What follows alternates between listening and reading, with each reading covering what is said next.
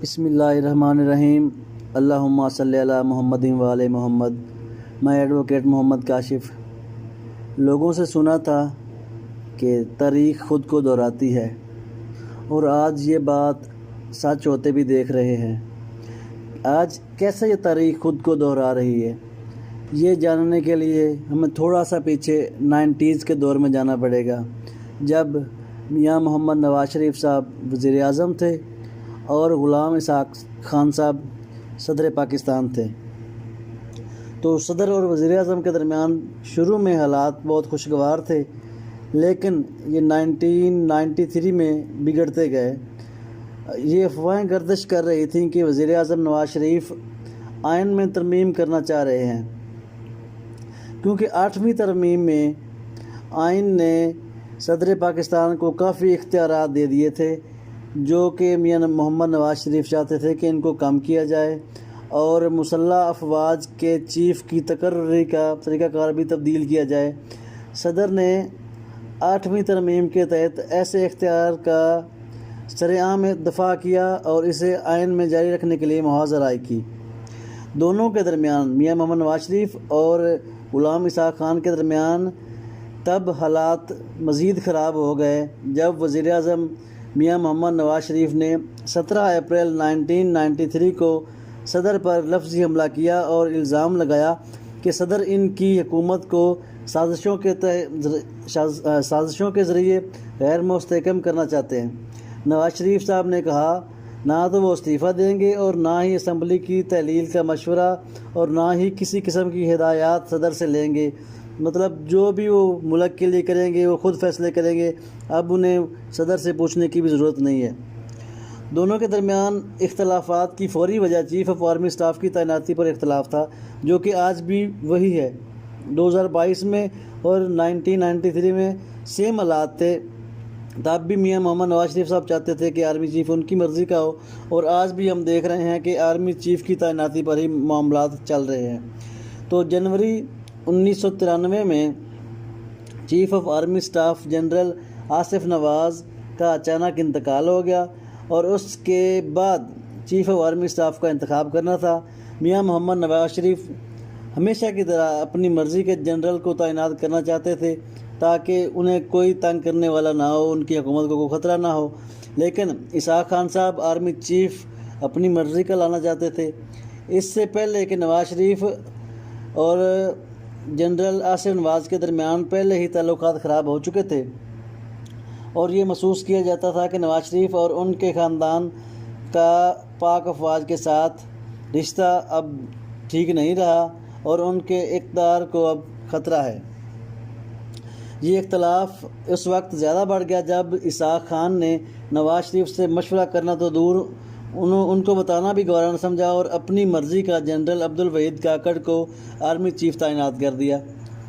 وزیر اعظم صاحب نے اس بات کو اپنے خلاف کھلم کھلا محاذرہ ہی سمجھا، اور انہوں نے 17 اپریل 1993 کو قوم سے ٹیلی ویژن اور ریڈیو پر اپنے خطاب میں وزیر اعظم نواز شریف صاحب نے صدر پاکستان غلام اسحاق خان کو شدید تنقید کا نشانہ بنایا اور صدر سے مشاورت کے بغیر مستقبل میں کام کرنے کی دھمکی دے دی۔ اسحاق خان صاحب اس وقت 78 ایئر کے تھے، اس کے باوجود انہوں نے اس دھمکی کو سیریس لیا۔ انہوں نے اپنے مشیران کو اکٹھا کیا اور وہ فوری طور پر نواز شریف کے خلاف ایکشن لینا چاہتے تھے۔ اس کے لیے انہوں نے اپنی مدد کے لیے سید شریف الدین پیرزادہ، جو کہ ضیاء حکومت کے دوران وزیر قانون اور اٹارنی جنرل تھے، یہ اس بات کے لیے مشہور تھے کہ یہ آئین کو توڑ مروڑ کر اپنی مرضی کے حساب سے پیش کرتے ہیں۔ نواز شریف کے خطاب کے اگلے ہی روز 18 اپریل 1993 کو اسحاق خان صاحب نے جواباً قومی اسمبلی کو تحلیل کر دیا اور وزیر اعظم اور ان کی کابینہ کو برطرف کر دیا اور فوری طور پر نگران وزیر اعظم اور کابینہ بنا دی۔ اب غلام اسحاق صاحب نے جب اسمبلی تحلیل کر دی تو اس کے لیے انہیں کوئی خاص ریزن یا کوئی ٹھوس وجوہات بھی دینی پڑنی تھی، جس کام کے لیے انہوں نے شریف الدین پیرزادہ صاحب کو تعینات کیا تھا اور ان کی خدمات لی تھی۔ تو جو وجوہات بیان کی گئیں وہ ان میں سے کچھ یہ ہیں کہ اپوزیشن ارکان کے بڑے پیمانوں پر استعفوں اور حکومتی بینچوں کے ارکان کی کثیر تعداد نے عوام سے نئے مینڈیٹ کی اپنی خواہش کا اظہار کیا ہے۔ دوسرا، صدر پاکستان جو کہ سربراہ ریاست اور وفاق کے اتحاد کی علامت ہیں، ان پر 17 اپریل کو اپنے خطاب میں وزیر اعظم صاحب نے جھوٹے اور بے بنیاد الزامات لگائے ہیں۔ وزیر اعظم نے حکومت کی ناکامیوں اور سیاہ کاریوں کو چھپانے کی کوشش کی، حالانکہ انہیں حقیقی وجوہات سے بارہا آگاہ کیا گیا۔ وفاقی حکومت کے استحکام، خود مختاری، بہبود اور صوبوں کو عطا کردہ آزادی کا تحفظ کرنے میں ناکام رہی۔ وفاقی اداروں، اس کے دیگر اداروں، اتھارٹیز اور کارپوریشنز میں بد انتظامی، بدعنوانی اور اقربا پروری عروج پر پہنچ گئی۔ سرکاری پراپرٹی اور پرائیویٹائزیشن کے عمل کے دوران شفافیت کی کمی تھی۔ حکومتی اداروں، ایجنسیوں اور اتھارٹیز نے وزیر اعظم اور ان کے وزیروں کو ہدایات، کنٹرول، معاونت اور سرپرستی میں حکومت کے مخالفین پر خوف و ہراس برپا کر رکھا تھا۔ وفاقی حکومت کی ایجنسیوں اور ذرائع بشمول کارپوریشنز، اتھارٹیز، بینکوں کو سیاسی مقاصد اور ذاتی مفادات کے لیے استعمال کیا گیا ہے۔ تحلیل کے فرمان کو میاں محمد نواز شریف صاحب اور ان کی کابینہ نے چیلنج کرنا مناسب سمجھا، تو اسپیکر قومی اسمبلی گوہر ایوب نے تحلیل کے فرمان کو لاہور ہائی کورٹ میں چیلنج کیا۔ آئینی درخواست ابھی زیر التوا ہی تھی کہ معزول وزیر اعظم میاں محمد نواز شریف صاحب نے آرٹیکل 184 کے سب سیکشن 3 کے تحت براہ راست سپریم کورٹ میں درخواست دائر کر دی، جس میں قومی اسمبلی کی تحلیل کے فرمان کو بنیادی حقوق کی خلاف ورزی کی بنیاد پر چیلنج کیا گیا۔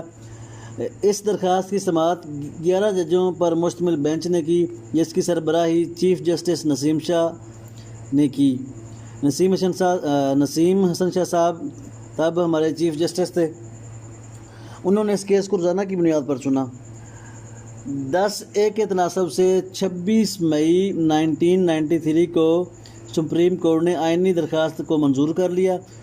سپریم کورٹ نے اپنے مختصر فیصلے میں لکھا کہ تحلیل کا زیر اعتراض فرمان صدر کو حاصل کردہ اختیارات کے دائرہ کار میں نہیں آتا اور آئین کے تحت قابل تائید نہیں ہے۔ قومی اسمبلی، وزیر اعظم اور ان کے کابینہ کو بحال کیا جاتا ہے اور وہ فوری طور پر اپنی ذمہ داریاں سنبھال لیں۔ نگران حکومت کی تعیناتی کو خلاف قانون قرار دیتے ہوئے فارغ کر دیا گیا ہے۔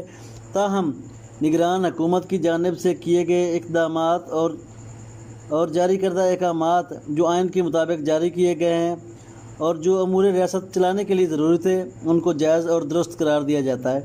26 مئی 1993 کو اپنی تفصیلی فیصلے میں سپریم کورٹ نے صدر کی جانب سے تحلیل کے فرمان کو منسوخ کرنے کی کافی وجوہات تحریر کی۔ سپریم کورٹ کے اکثریتی فیصلے کی روشنی میں بیان کردہ چند وجوہات جو ہیں وہ ہم آپ کو بتاتے ہیں۔